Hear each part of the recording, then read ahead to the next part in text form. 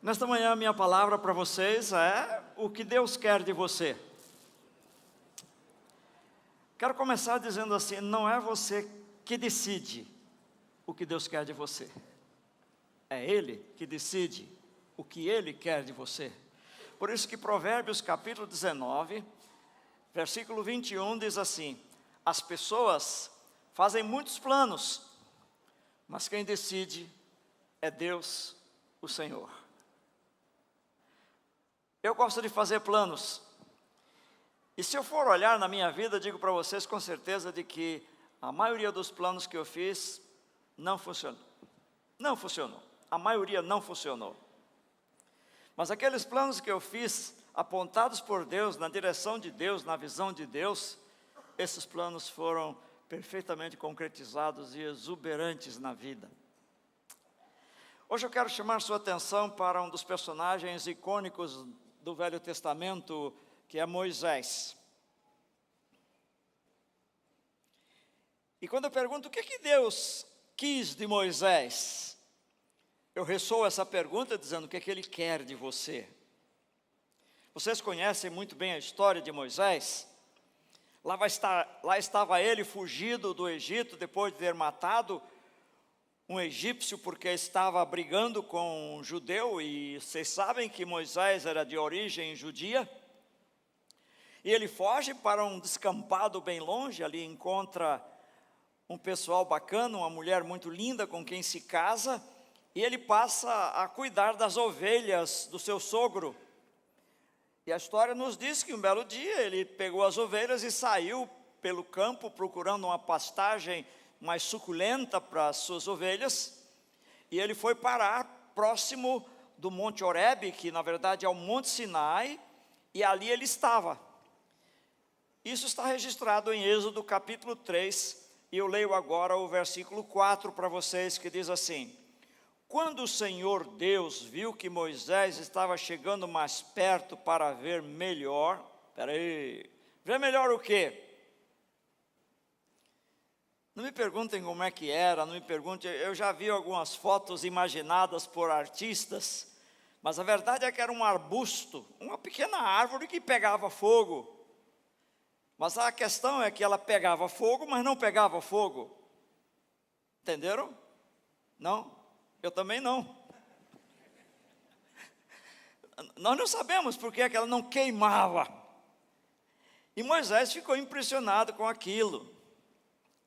E ele foi chegando mais perto para ver.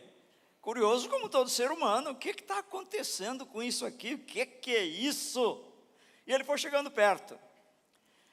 E quando ele chegou mais perto, o texto diz: e ele o chamou no meio do espinheiro e disse: Moisés, Moisés. Uma voz suave, de barítono, né? Eu acho que a voz de Deus é assim. Você já ouviu a voz de Deus? Eu nunca ouvi, mas eu imagino que é Moisés, Moisés, carinhosamente baritonada. E Moisés disse: eu estou aqui, Senhor. A atenção de Moisés foi chamada, e a partir daí, Deus trabalhou o que ele queria de Moisés. Quero dizer a vocês que Deus não vai dar um espinheiro para você, pegando fogo ou não pegando fogo. Deus não vai dar um show para você, para dizer o que Ele quer de você. Hoje em dia, muitas igrejas estão jogando essa coisa em termos de espetáculo. Na verdade, os cultos não são mais cultos de adoração, são shows de espetáculo. Isso tudo é contra a natureza divina, porque Ele quer a coisa simples. E Ele quer que nós, como adoradores, o adoremos em espírito e em verdade, simplesmente. É claro que nós primamos por músicos de quilate, como nós temos nesta igreja, nas várias bandas que tocam aqui. Eles são assombrosos, porque eles tocam de uma maneira linda, maravilhosa, marcante. E eu tenho a impressão que quanto eles mais tocam para Deus, mais Deus os unge com a capacidade de pegar aquelas notas semitonadas, aquela coisa toda, o teclado maravilhoso, e a bateria não se fala, né? E Deus usa tudo isso, mas de uma maneira simples. E quando eu olho esta cena aqui, eu entendo que há duas coisas que são preponderantes, que vão marcar tudo que eu vou dizer para vocês. E a primeira coisa é: Deus quer que você olhe para Ele. Moisés, Moisés. Paulo, Paulo. Pedro, Pedro. Se você ler a Bíblia nesse sentido, quando Deus estava chamando a atenção de alguns desses grandes homens de Deus, você vai ver que o nome é repetido. Paulo, Paulo, lá no caminho de Damasco, lembra? Por que você está me perseguindo, camarada? E a segunda coisa é, ele quer que você o escute. Ele não quer simplesmente chamar a sua atenção, ele quer que você o ouça, escute o que ele vai ter que te dizer. Porque é aí que você vai entender o que ele quer para você. Então eu tenho 4 coisas para dizer nesta manhã para vocês, em nome do Senhor. Antes de dizer as 4 coisas, eu quero orar. Nosso Deus, aqui estamos diante desse povo que, pela Tua graça, aqui está. Nós agradecemos porque Tu estás acrescentando a vida de todos nós um dia a mais. E nós acrescentamos porque nós estamos passando esse dia, começando amanhã, na Tua presença, na Tua igreja, no Teu santo dia. Abençoa-nos com tudo e trabalha em mim, Senhor, para que eu fale aquilo que o Senhor quer que eu fale, em nome de Jesus, amém. A primeira coisa então é esta aqui: Deus quer que você dê atenção quando Ele fala. Isto aqui eu tenho que repetir para vocês. Deus quer que você dê atenção quando Ele fala. E o versículo 2 e 3 desse texto de Êxodo, capítulo 3, diz assim: ali o anjo do Senhor apareceu numa chama de fogo no meio de um espinheiro. Moisés viu que o espinheiro estava em fogo, porém não se queimava. Que coisa esquisita, ele disse, por que será que o espinheiro não se queima? E aí foi quando ele falou: vou chegar mais perto para ver. Na minha tradução, que é nova tradução na linguagem de hoje, diz que Moisés achou aquilo esquisito. Você acharia também esquisito? Eu acharia. Mas Deus faz algumas coisas, eu quero dizer assim: Deus vai usar as formas para chamar a sua atenção de acordo com aquilo que você mais é atraído. Moisés estava num campo isolado, não tinha ninguém, a não ser ele e as ovelhas. E de repente ele viu aquele arbusto, aquela moita, aquele espinheiro pegando fogo. A verdade é que Deus sempre nos surpreende quando Ele quer nos chamar a atenção. E o que Deus tem usado para chamar a sua atenção? Uma pessoa, um acontecimento, uma situação, um texto da Bíblia, o quê? Mas Ele vai sempre estar chamando a sua atenção. E como eu disse antes, e Ele vai querer que você o ouça. Sempre seja sensível quando Deus chamar a sua atenção. A minha mãe me dizia assim, quando ela estava falando: presta atenção, presta atenção, presta atenção. Isso ficou no meu ouvido ecoando, e até hoje, quando alguém está falando, eu lembro da minha mãe, e aí eu começo a prestar atenção.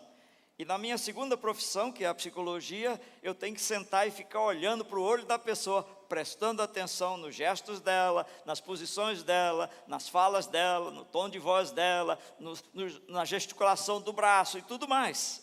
Presta atenção, isso que Deus quer de nós. E quando Moisés chega mais perto, é que Deus fala para ele. Quando Deus disse: Moisés, Moisés, Deus não falou nada. Esperou que Moisés chegasse mais perto. E quando Moisés chegou mais perto, em Atos capítulo 7, 31, não vai aparecer aqui na tela, mas é uma repetição dessa história, diz: quando o Senhor Deus viu que Moisés estava chegando mais perto, Deus chamou Moisés pelo seu nome e disse o que queria dele. Reconhecer a presença de Deus e reconhecer quando Deus fala é viver em paz, é viver com esperança e especialmente é viver com coragem, mesmo no meio das tribulações. Algum de vocês passou por alguma dificuldade essa semana? Alguma tribulação? Alguma coisa que deu errado e você sofreu bastante?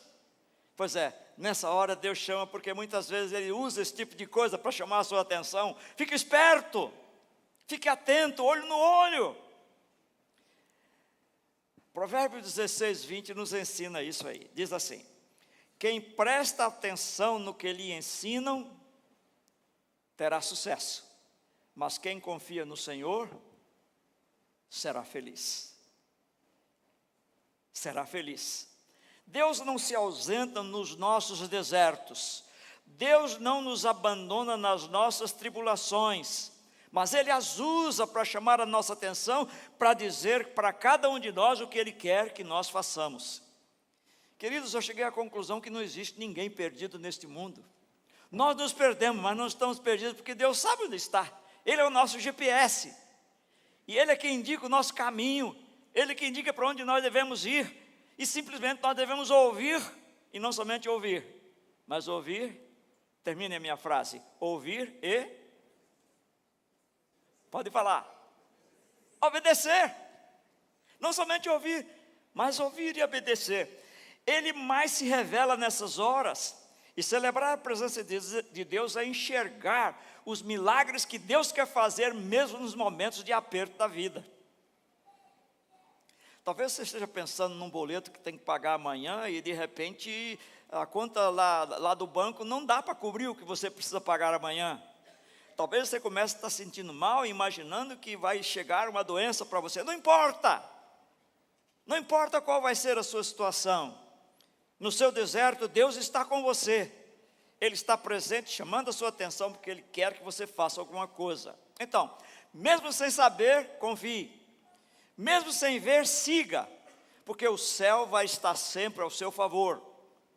O céu vai estar sempre dar as melhores dicas para a sua vida. Você precisa prestar atenção para saber o que é. O que Deus quer que você faça. Nenhuma tempestade é eterna quando o Senhor está no nosso barco.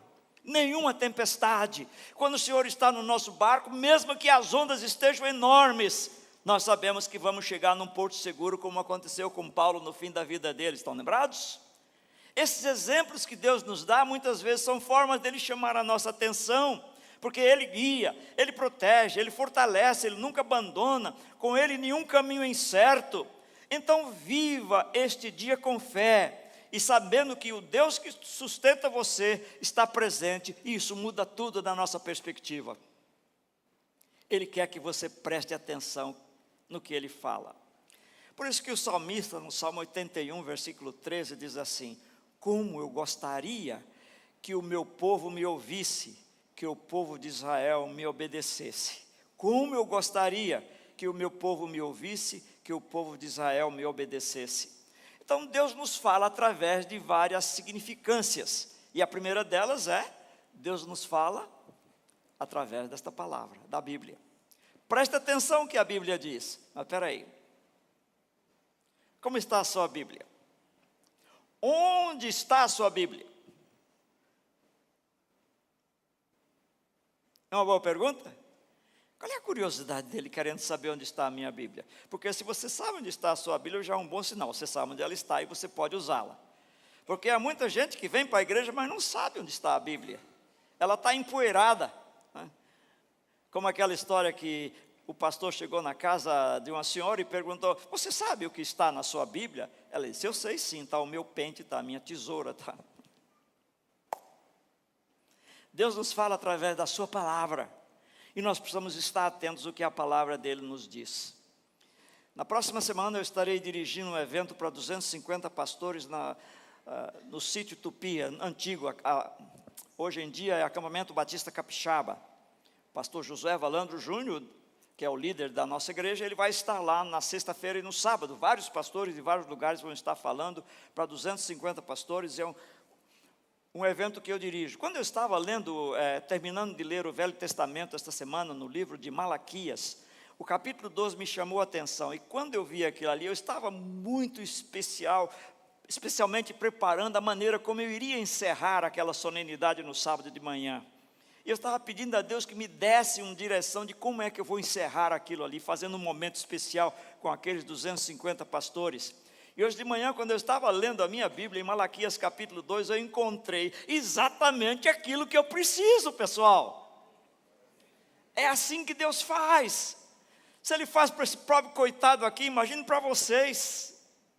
Mas vocês têm que dar atenção, vocês têm que abrir a sua Bíblia, porque Deus fala. Será que você sabe de memória aquele texto de Salmo 119, versículo 105, que diz assim: a tua palavra é lâmpada e luz? É isso aí. Isso não é apenas uma banalidade bíblica, uma sugestão bíblica, isso é uma verdade. Olha só, se toda a Bíblia desaparecesse, e sabendo que Deus vai me falar através da Bíblia, e ele deixasse apenas Filipenses capítulo 2, eu estaria feliz da vida. Porque Filipenses capítulo 2 mostra tudo que nós precisamos a respeito da vida. Porque aponta para a figura solene de Jesus. E para mim o ponto mais alto, o Everest daquilo lá, é o versículo 11. Quando diz: todo joelho se dobrará ao Senhor e confessará que Jesus Cristo é o Senhor, para a glória de Deus Pai. Isso não tem nada mais maravilhoso do que isso. Mesmo que a gente esteja numa vida atrapalhada, nos governos bagunçados, não se preocupem, não sofram com isso. Ah, o fulano de tal está assim, está assado, está preso, morreu, foi enforcado. Não se preocupe com isso. O capítulo final da nossa história já está escrito, e toda língua, os reis da terra, todos confessarão que Jesus Cristo é o Senhor, para a glória de Deus Pai. Preste atenção nisso e você sofre menos. A palavra. Mas Deus fala também através de pessoas, de mestres talentosos, que nos ajudam. É por isso que Provérbios 15, 22 diz que sem conselhos os planos fracassam, mas com muitos conselheiros há sucesso. Nós precisamos de conselheiros, e são esses conselheiros que vão nos ajudar a entender o que Deus quer de nós. Uma palavra, uma frase, até mesmo um gesto, positivo, cuidado, negativo, não faz isso. E é bom a gente ter sempre pessoas mais experimentadas na vida, não significa mais idosas, mas experimentadas na vida em termos de espiritualidade. E nós nos juntarmos a essas pessoas, e ao nos juntarmos a essas pessoas, aprendermos com ela, e tomarmos como lições de Deus o que elas falam para nós. Cada um de nós precisa de ter uma pessoa que seja uma espécie de mentor, uma espécie de mentora. São estas pessoas que Deus às vezes usa para dizer o que Ele quer para nós. Mas Deus também nos chama a atenção através de pessoas que são ligadas à nossa família, a amigos. O texto da Bíblia de Provérbios 12, 26 diz assim: quem é direito serve de guia para o seu companheiro. Agora pega essa palavra bíblica e coloca no sentido contrário. Quem não é direito não serve de guia. Então a minha pergunta para vocês é: quem são as companhias que você está tendo? Com quem é que você tem andado? E pais, deixe-me dar uma palavra para vocês. Cuidado com quem seus filhos andam. Procurem saber o caráter, os antecedentes familiares de com quem seu filho, com quem sua filha andam. Muito cuidado com isso, porque as más companhias corrompem os bons costumes, corrompem o caráter. Sabem onde está esta frase? É de quem? Sócrates? É de Aristóteles? Será que é de quem? Está lá em Paulo. É Paulo que diz isso para nós. Mas Deus também nos fala através do Espírito Santo, as ideias do Espírito Santo. Quando Jesus Cristo estava para partir para o céu, depois da sua ressurreição, os capítulos 14, 15, 16 e 17 de João são impressionantes para a gente entender bem toda a missão de Jesus. E quando ele estava nesse ponto, no capítulo 14, versículo 26, ele deixa com os discípulos a esperança de continuidade do seu ministério. E ele diz assim: mas o Auxiliador, o Espírito Santo que o Pai vai enviar em meu nome, ensinará a vocês todas as coisas e fará com que vocês se lembrem de tudo o que eu disse. Observaram isso aqui? Ele lembrará a vocês todos os ensinos que eu disse. O verbo central dessa palavra é que o Espírito Santo vem para nos lembrar. Mas como é que eu vou lembrar de uma coisa se eu nunca vi essa coisa? Você conhece? Não, não conheço, nunca vi. Eu vi sim, eu sei mais ou menos quem é, alto, tal. Então a gente precisa saber para poder lembrar. O quanto de fato as coisas sagradas do Senhor têm feito parte da sua vida no seu dia a dia? Ou será que para você lembrar do Senhor é só domingo quando você vem à igreja? O Senhor está com você 24/7? A palavra de Deus está com você 24/7? É isso aí que vai fazer você entender o que é lembrar. E essa é a ação do Espírito Santo em nossa vida. O Espírito Santo não vai ensinar para a gente aquilo que a gente não lembra. É só aquilo que a gente lembra. Hoje em dia nós estamos com algumas doenças aí, o TDAH, não é? Mas há uma espiritual que é mais grave, que é o transtorno de deficiência de atenção espiritual. A psicologia diz que tudo aquilo que nós ouvimos, 95% se perde em 72 horas. O que o pastor Bruno pregou aqui domingo, com certeza a maioria de vocês não lembra.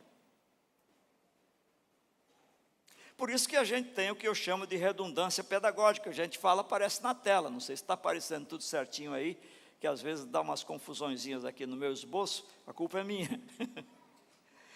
Mas essa redundância, porque vocês ouvem e vocês veem. Isso ajuda você a gravar o que foi falado. Mas é importante que vocês estejam ligados, porque é o Espírito Santo que vai lembrar aquilo que você viu, aquilo que você ouviu. Mas você só vai lembrar se o Espírito Santo estiver realmente presente na sua vida. Ele está com você sim, porque quem tem Jesus Cristo como Salvador tem o Espírito Santo. Mas você precisa trabalhar a ação, permitindo que o Espírito Santo trabalhe mais na sua vida. Você tem que deixar que ele funcione como aquele que dirige a sua vida. Não mais eu, mas é Cristo que vive em mim. Então esse transtorno de deficiência da atenção espiritual faz com que nós não obedeçamos. E esse é o principal problema em relação à nossa vida relacional com Deus. Nós não obedecemos. Nós queremos fazer aquilo que nos interessa. Nós queremos fazer aquilo que nós achamos que é nosso direito. Nós queremos fazer aquilo que é da maior importância para nós. Mas quando nós deixamos que o Espírito Santo tome conta de nós, a coisa muda. Eu li a história de uma comissária de bordo que passava com o seu carrinho num voo. E tinha 2 senhores sentados numa bancada de 3 assentos. O assento do meio estava vazio, tinha um no corredor, tinha um lá na janela. E a mulher chegou perto daquele que estava no corredor e perguntou: o que o senhor deseja beber? E o homem disse: eu quero um martini com gelo e uma azeitona. E a mulher preparou ali, isso faz tempo, porque hoje não se faz mais isso nas companhias aéreas. A mulher ajeitou lá e fez o drink para ele. Aí ela foi oferecer também uma bebida para o homem que estava à janela. Ela olhou assim, quando viu o que ele estava fazendo, ela disse assim: o senhor aceita um suco, água ou refrigerante? Aí a gente pergunta: mas por que ela fez isso? Porque ele estava lendo a Bíblia. Ele estava lendo a Bíblia. Então é impressionante quando a gente entende que o exemplo para nós faz as pessoas mudarem a visão que elas têm de nós. Porque Deus quer isso de nós, é isso que Deus quer de vocês. Que você preste atenção ao que Ele diz. A segunda coisa é esta aqui: que você obedeça prontamente. Moisés, verso 4 e 5 de Êxodo 3. Moisés, pare, tire as sandálias, porque o lugar onde você está é um lugar sagrado. Opa, aí pega forte na gente, né? Porque nós não temos muita ideia do que é o sagrado. Nós não temos pompa e circunstância nos cultos, nós não temos pastores togados aqui com aquela coisa bem pomposa. As solenidades aqui são simples, das nossas igrejas batistas de uma maneira geral, são cerimônias bem simples, não tem todo um toque especial. Mas a gente tem que prevenir a vida da gente para não tornar o simples em simplista. Tem que ser simples, mas tem que ser solene e sagrado. E quando você está aqui adorando o Senhor, você tem que pensar no sagrado. E o sagrado não é por causa do prédio, das luzes, o sagrado é por causa da presença do Senhor que está aqui entre nós, e nós adorando o seu santo e sagrado nome. Moisés se sentiu meio atrapalhado, mas tirar a minha sandália? Tirar. Porque aquele lugar, naquele momento, estava sendo separado para o Senhor. E essa é a ideia da santidade. Queridos, deixa eu dizer uma coisa muito séria para vocês. Obediência seletiva não é obediência, é conveniência. Quando você seleciona o que você deve, você quer obedecer, isso não é obediência. Mas quando você obedece, apesar de você não querer obedecer, essa é a verdadeira obediência. Traga todos os dízimos à casa do tesouro. Mexeu com o bolso é problema, né? Mas você quer obedecer? Traga o dízimo. Não é 9%, 11%, não, 10%. Sejam minhas testemunhas em Judéia, Samaria, até os confins do mundo. Não, eu não sou extrovertido, eu não consigo falar. Você não precisa falar. Só o seu exemplo de vida fazendo aquilo que é certo, fazendo o que é certo no trânsito, fazendo o que é certo lá no seu trabalho, chegando na hora, antes da hora, chegando ao que é a ideia errada de Deus. Até uma boa parte da minha vida, na minha adolescência, para mim, Deus era um camarada barbudo, aquela barba grande, branca, bem branca, com um chapéu daquele tipo forte, grande, com um binóculo na mão, sentado numa nuvem, com um chicote na outra mão e com o binóculo dele bem assestado em mim, para toda vez que eu errasse ele me dá uma chicotada. Deus era o Deus do castigo. Embora eu fosse religioso, fosse a igreja, mas não entendia que Deus é Jesus feito homem. E quando eu olho para Jesus, a graça e a misericórdia e o amor de Jesus, eu transfiguro inteiramente e jogo no lixo essa imagem que eu tinha de Deus. E hoje, quando eu vejo Deus como um Deus de amor, deixa eu fazer uma heresia para você, posso? Posso? Eu vejo Jesus como aquele personagem do The Chosen.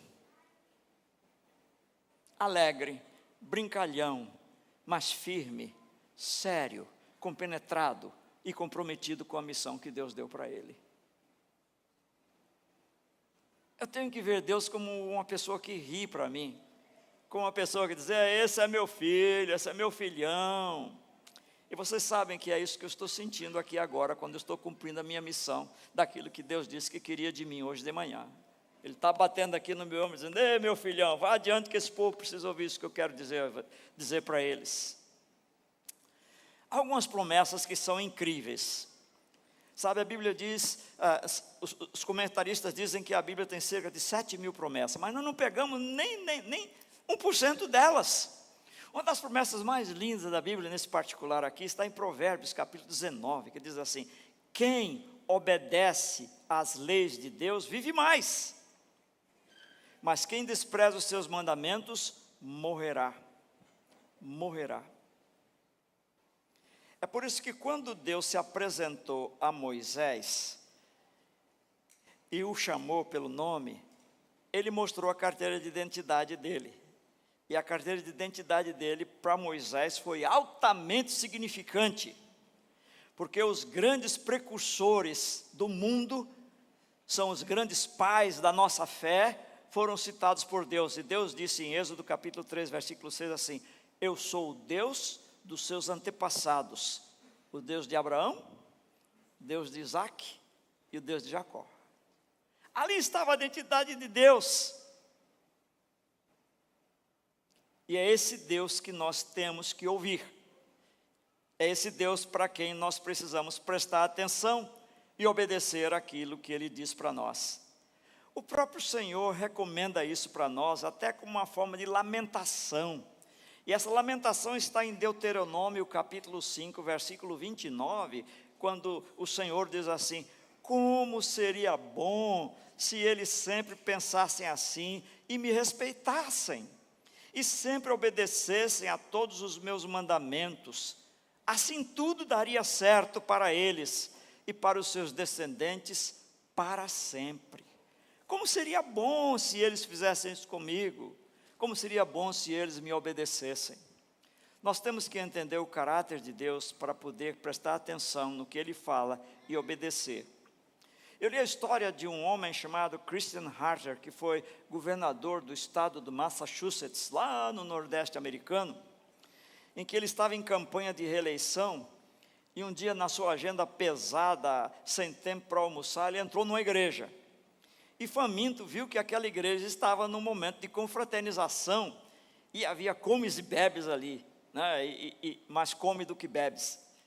As festas dos evangélicos é assim, mais come do que bebe, né? Por isso que quando você contrata um desses buffets e diz é festa de crente, eles sobem o preço, porque você vai comer mais do que beber, e está certo, né?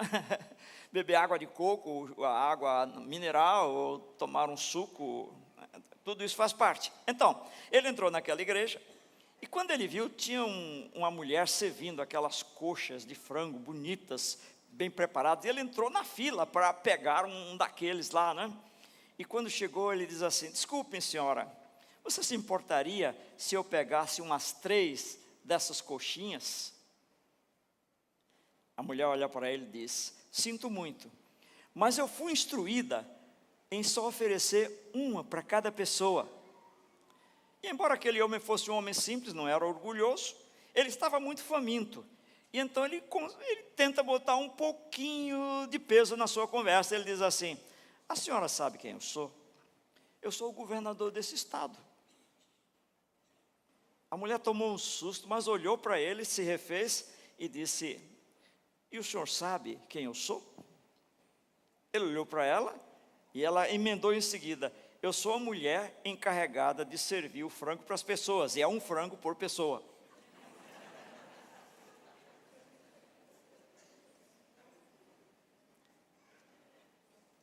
Deus é esse Deus que dá 2 frangos para você.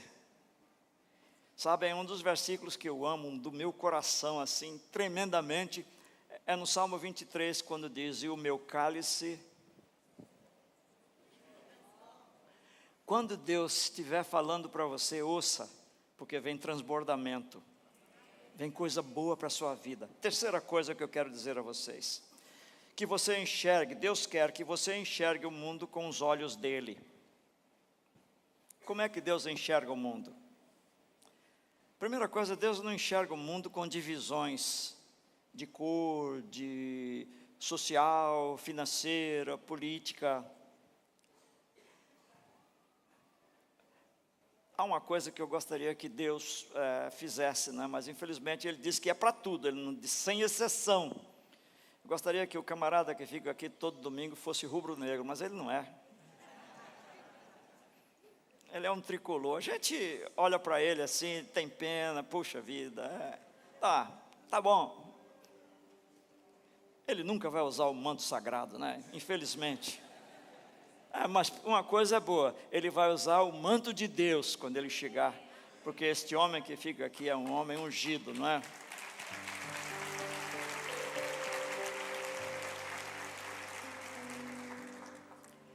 Deus chamou Moisés e disse: Moisés, versículos 7 e 8 de Êxodo 3, eu tenho visto como o meu povo está sendo maltratado no Egito, tenho ouvido o seu pedido de socorro, por isso eu desci para libertá-los e levá-los do Egito para uma terra grande e boa. Moisés estava encantado com aquela coisa da moita que não queimava. Ele estava feliz da vida até aquele ponto. Quando Deus começou a falar sobre isso, ele já desconfiou e disse: de esmola muito grande o cego desconfia. Eu sei que vem coisa por aí. Mas isso muitas vezes nós temos por causa do nosso sentimento de inferioridade, achando que o que Deus quer de nós não vamos ter competência para fazer. Mas eu quero dizer a você que vamos sim ter competência, porque Ele é o Senhor, e é Ele que nos dá as direções, e é Ele que nos encarrega com a competência que é dEle, não é nossa. Por isso que no versículo 12 do capítulo 3 de Êxodo, Deus disse para Moisés assim: olha, não se preocupe, eu estarei com você. E se você examinar esse capítulo 3, você vai ver que Deus diz isso 3 vezes para ele, cabeça dura: eu estarei com você. Só precisava dizer uma. Aliás, olhando para Deus, sabendo que Deus é santo, todo poderoso, criador do céu e da terra, não precisava dizer nenhuma. Mas nós somos cabeçudos, e Deus insiste para a gente prestar atenção e obedecer o que Ele está dizendo: eu estarei com você, quando você tirar do Egito o meu povo. Peraí, eu? E se você ler esse texto, você vai ver que Moisés apresenta 3 situações querendo tirar o corpo fora. Mas o que é que Deus queria dele? Para ele ser o libertador do povo. Era uma tarefa ingrata? Era. Inclusive porque como é que ele iria voltar para uma terra onde ele estava com processos na justiça para ser preso, porque ele havia matado uma pessoa? E o nosso texto continua dizendo: levá-los do Egito para uma terra grande e boa. Eu estarei com você. Vocês vão me adorar neste monte. Isso será uma prova de que eu enviei você. As coisas de Deus são sempre maiores do que nós, muito maiores. E as empreitadas que Deus nos deu, embora possam ser desafiadoras, nós não devemos preocupar, porque Ele vai na frente abrindo caminho para nós. E é importante que nós entendamos isso de maneira muito clara. Focar em Jesus, focar no Senhor e não em nós, focar no poder de Deus e não na nossa experiência, é isso que nos falta para que possamos obedecer ao que Deus quer de nós. Porque egoisticamente nós pensamos muito mais em nós. Mas eu não sei fazer isso. Mas eu não consigo fazer aquilo. Eu não tenho essa condição. Eu não sei fazer aquilo. Eu não sei liderar uma célula. Eu não sei fazer. Não se preocupe, não é você. O mundo não se trata de você. O mundo se trata de Deus. Confie no Senhor e Ele vai lhe dar o que você precisa para desempenhar bem aquilo que Ele quer para você. Aprenda isso. A vontade de Deus envolve aprender a decidir de acordo com o Deus Todo-Poderoso. Ponto final. Não é do Erasmo Todo-Poderoso, Rafael Winston Todo-Poderoso. Não. É o Deus Todo-Poderoso. Aprenda isso com a Bíblia. Eu vou encerrar com o número 4. Deus quer que você se mantenha na missão dada por Ele. A missão dada por Ele. E Deus disse no versículo 10, capítulo 3 de Êxodo: agora venha, e eu enviarei ao rei do Egito, para que você tire de lá o meu povo, os israelitas. Sabe, eu acho pessoalmente que quando Moisés ouviu isso, ele tomou um choque. Puxa, é verdade mesmo, ele quer que eu vá. Eu pensei que fosse brincadeira, mas ele quer que eu assuma mesmo, é sério, não é brincadeira não. E Moisés estava diante do maior desafio da vida dele. Entretanto, depois que a situação passa, é bom a gente entender, porque foi exatamente aquilo que fez com que a imagem da pessoa de Moisés perdurasse no correr dos tempos. Porque foi essa saga de tirar o povo do Egito que marcou a vida de Moisés. Deus quer marcar também a sua vida com alguma coisa impressionante que Ele quer que você faça. Não é que você pode fazer, é que Deus pode fazer através de você. É isso que Ele quer de você. Mas nós temos alguns problemas. E o primeiro grande inimigo chama-se MEDO. Medo.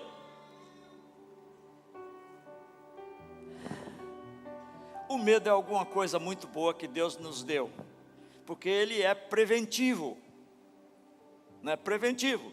Eu chego na beirada desse palco, embora tenha somente 1 metro aqui, mas eu não posso botar o meu pé e depois o outro, porque com certeza vou provavelmente estragar ainda mais o meu pequeno joelho sofrido. Isso é prevenção. Eu tenho a consciência de que eu não posso fazer isso. O médico disse: não faça nenhum exercício de impacto, porque os seus joelhos vão desmontar. Isso é por causa do atleta aqui, que foi sempre muito bom de bola.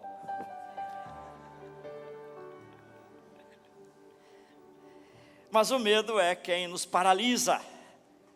E o diabo é especialista em pegar exatamente os nossos pontos fracos da nossa natureza humana para nos atrapalhar. E Moisés diz: mas quem sou eu? Versículo 11 do capítulo 3 de Êxodo: quem sou eu para ir falar com o rei do Egito, tirar daquela terra o povo de Israel? Quem sou eu? Todas as vezes que Deus estiver falando para você, você estiver prestando atenção, mas estiver em dificuldade para obedecer, não faça essa pergunta: quem sou eu? Faça outra pergunta, porque é essa pergunta que vai jogar fora o seu medo. Qual é a pergunta que eu devo fazer? Quem é o Deus que está me mandando fazer isso? Quem é o Deus que está me mandando fazer isso? Aí é muito diferente. É muito diferente. Provérbios capítulo 29. Vocês já perceberam que Provérbio é um dos livros impactantes na minha vida, porque eu recito muito. Eu cito muito Provérbios. Não é sinto muito, eu cito muito. Provérbios 29, 25 diz: é perigoso ter medo dos outros, mas confiar no Senhor dá segurança. Confiar no Senhor dá segurança. Qual a perspectiva da sua semana? Qual a perspectiva desse final de mês de agosto? É aí que você tem que dar de tudo para prestar atenção, para ouvir Deus e para ser obediente ao que Deus quer que você faça.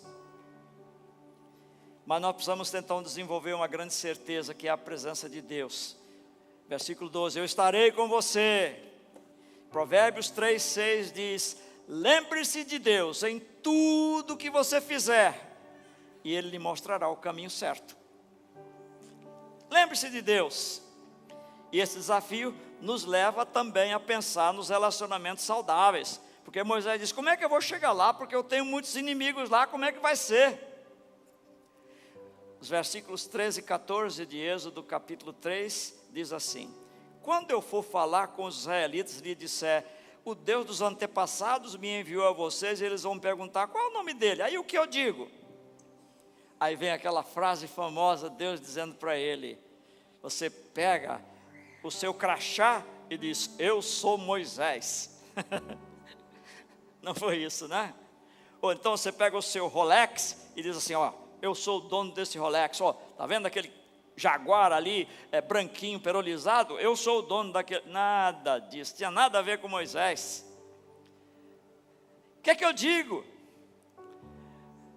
Deus disse para ele, verso 14: diga que quem enviou você foi: eu sou quem sou, Jeová, o Deus eterno, Criador de tudo. E Moisés faz isso, e ele obedece, e ele faz o que Deus pediu. E vocês conhecem a história, quando trabalha aquele homem, né? Eu acho que ele precisaríamos 7 anos de férias para descansar, porque o povo deu muita dor de cabeça para ele. Chegou num ponto que é o ápice da situação turbulenta, no capítulo 33 de Êxodo, que Moisés, orando, diz a Deus assim: se o Senhor não for com o teu povo, não nos faça sair desse lugar. Se o Senhor não for, não faça a gente sair daqui, porque a sua presença é que mostrará que somos diferentes dos outros povos da terra. Pessoal, eu pergunto para vocês, baseado nesse versículo, de que maneira nós podemos fazer a diferença? Mostrando ao mundo que Deus está conosco, de que Deus está indo conosco, de que Deus está nos acompanhando. O que podemos esperar quando fazemos os nossos planos? E que esses planos são os planos de Deus. É o que está no versículo 17 do capítulo 33 de Êxodo, que Deus diz assim: vou atender o seu pedido, porque eu conheço você, e conheço bem, e você conseguiu a minha aprovação. Aqui está o segredo de tudo, é ser aprovado de Deus, por Deus, perdão, porque só a presença do Senhor nos satisfaz plenamente. Em que a presença de Deus em sua vida tem feito você diferente nos locais onde você convive, seja no trabalho, no trânsito, no futebol, na praia, na escola, na rua, onde você vive? Em que a presença de Deus tem feito diferença na sua vida? Eu vou terminar com uma historinha. Num jardim zoológico havia uma camela e uma filhote de camela, uma camelinha. E a camelinha olhou um dia para a mãe e perguntou a ela assim: mãe, por que é que nós temos essas patas fendidas em 2 partes? E a mãe deu um pigarro e disse: você é uma professora para ela. Isso é porque quando o Criador nos fez para andar na areia do deserto. E com as patas dessa forma, os nossos pés não afundam na areia. A camelinha deu um riso e disse: eu entendi. Passaram-se alguns minutos e a camelinha volta e pergunta: e mãe, por que é que nós temos esses cílios tão grandes nos nossos olhos? E mais uma vez, a mãe camela pigarreou assim e disse: filha, é porque quando o Criador nos fez, Ele nos fez para andar no deserto, na areia, e tem muito vento. E esses cílios grandes evitam que os grãos de areia entrem nos nossos olhos. Eles são como proteção para nós. Ah, legal, gostei, bacana, disse a camelinha. Mais alguns minutos e novamente vem a bichinha. Mãe, por que é que nós temos essa corcova tão grande aqui nas nossas costas? Aí a camela disse, o Criador nos fez para nós juntarmos água aqui como se fosse um tanque. De modo que andando no deserto por muitas horas, sem água, nós não precisamos sentir tanta sede e possamos ter dificuldades. Ah, entendi.